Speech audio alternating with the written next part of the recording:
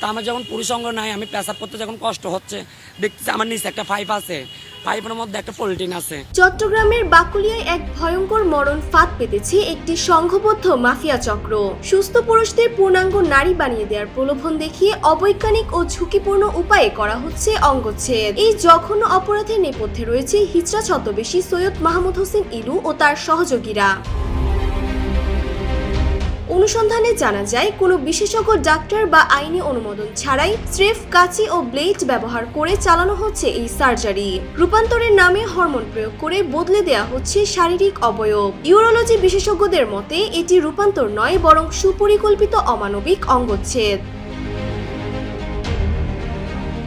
এই চক্রের সর্বশেষ শিকার মোহাম্মদ শাকির। নারী হওয়ার স্বপ্ন দেখিয়ে তাকে অচেতন করে পুরুষাঙ্গ কেটে ফেলা হয়। বর্তমানে সংক্রমণের ঝুঁকি ও অসহ্য যন্ত্রণা নিয়ে পঙ্গুত্বের পথে এই যুবক।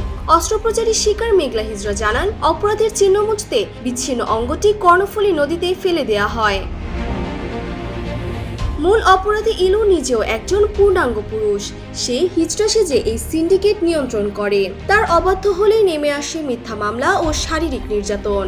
ফরেনসিক ও মানবাধিকার বিশেষজ্ঞদের মতে এটি গুরুতর ফৌজদারি অপরাধ ও মানবতা বিরোধী কাজ। বর্তমানে একটি অপহরণ ও চাঁদাবাজি মামলায় অভিযুক্ত ইলু কারাগারে থাকলেও তার বাহিনী এখনো সক্রিয়।